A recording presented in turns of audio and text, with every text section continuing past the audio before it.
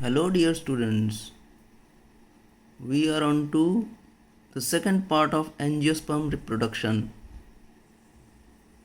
Angiosperm reproduction is a very important chapter in the reproduction part of class 12 as well as in the NEET exam. Here we have got two types of pollination. First we will begin with pollination. What is pollination? Pollination is the transfer of pollen grains from the anther to the stigma of a flower. It is of two types, self-pollination and cross-pollination. In self-pollination, we have two types of pollination, that is autogamy and geitonogamy. Autogamy means when the stigma of a flower is pollinated by its own pollen grain, whereas geitonogamy is functionally a cross-pollination but genetically self-pollination. It is nothing but when stigma is pollinated by pollen of another flower of the same plant or genetically similar plant. This is also a kind of self-pollination. In case of autogamy, it can be divided into three types. Number one is bud pollination, in which pollination occurs before opening of the bud, as in crop plants like triticum, oryza, etc. In case of homogamy, it is the anther and the stigma maturing at the same time. This also favors self-pollination, as in Catharanthus roseus and Mirabilis jalapa. Cleistogamy is the third one. In this case, flowers do not open during pollination, as in oxalis and viola.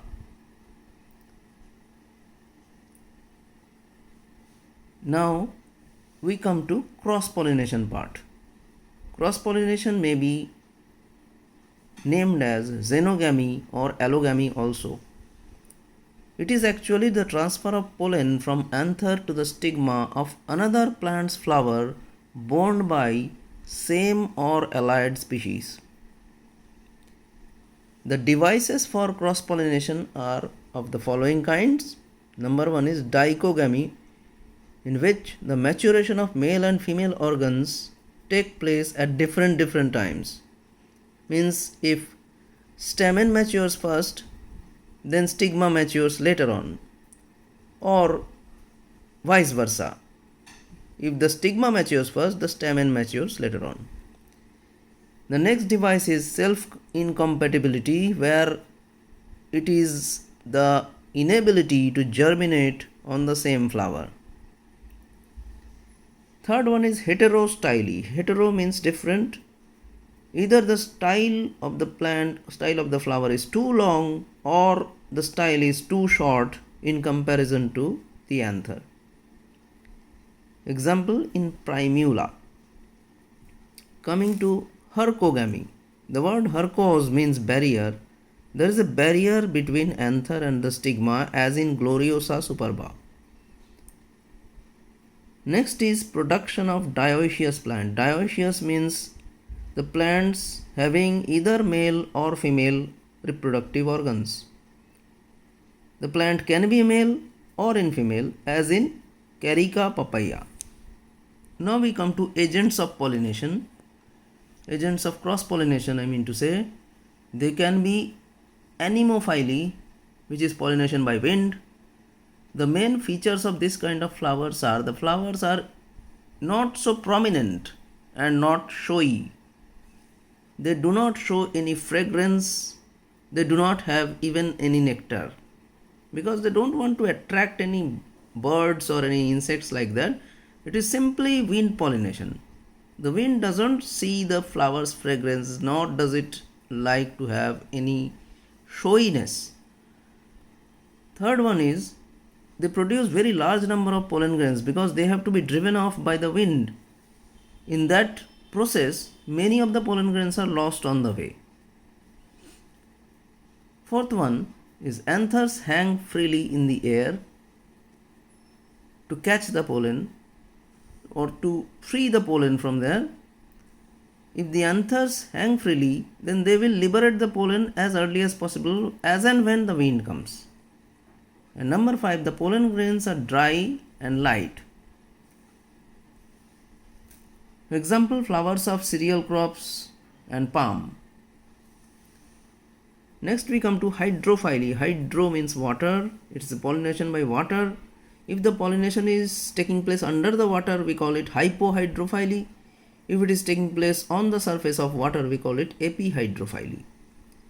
The features of this kind of flowers are, they have no color, no nectar, the pollen grains are buoyant, the pollen grains are covered by mucilage in order to resist their dryness.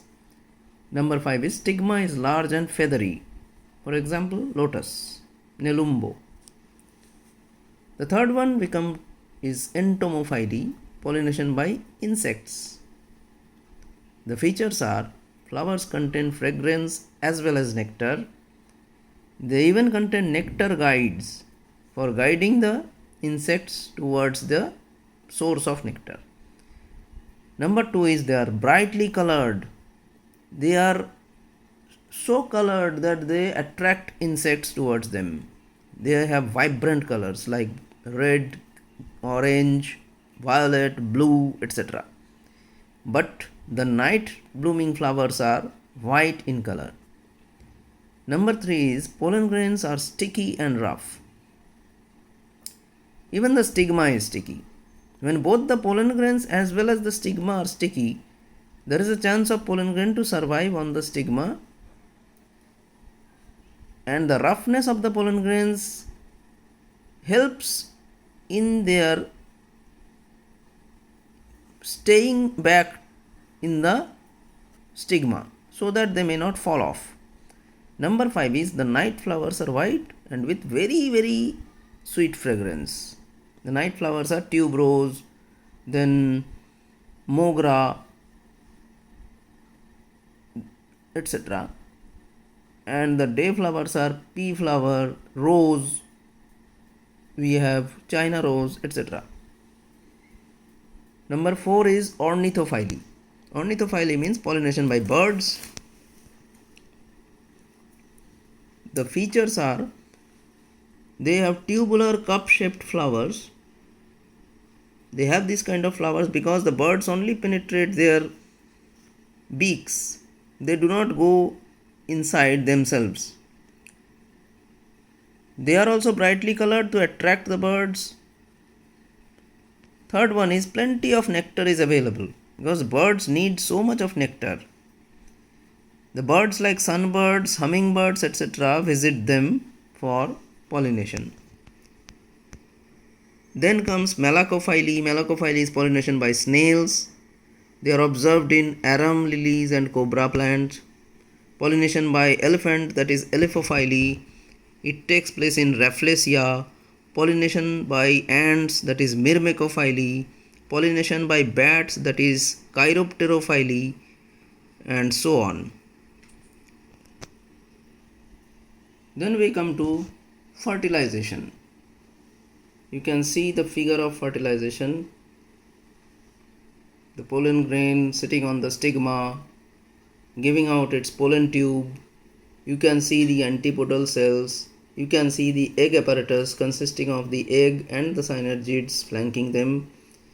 You can see 2 male gametes in the end of the pollen tube, the micropylar end, the chalazal end. This is a case of double fertilization in angiosperms. Now, angiosperm fertilization, there are many events that take place. You have to remember each and every event. Event number 1, the lipids on the surface of the stigma stimulate the growth of pollen tube. That is the main cause. Number 2 is germinated pollen tube drills its way through nutrient-rich style and grows down through the style. Why? Because of chemical attraction of the ovary. If the ovary doesn't attract, this kind of growth may not take place. Number 3 is pollen tube finally enters ovule through micropyle. The number 4 is filiform apparatus. It guides the entry of the pollen tube. Now, the question may be asked, what is filiform apparatus? It is highly thickened structure of the synergid cell wall at the micropylar end with finger-like projections. Then we come to fifth one, that is pollen pistil interaction, which occurs. In that case, there is a discharge of two male gametes in the embryo sac from the pollen tube. They may be of two types. One is syngamy, another is triple fusion. Since it's a double fertilization, there are two types, syngamy and triple fusion. Syngamy is nothing but one male gamete that is released fuses with the egg cell, forming a zygote that is diploid. Both male gamete and the egg cell are haploid. They fuse together to form a zygote, and the zygote finally forms the embryo. In case of triple fusion, one male gamete fuses with a diploid polar nuclei. Primary endosperm nucleus is formed with this kind of fusion, which is a triploid structure that ultimately forms primary endosperm cells, and then it forms primary endosperm, which provides nutrition to the developing embryo. So that is all about fertilization. Please like and subscribe my channel and share this video with as many students as possible. Please.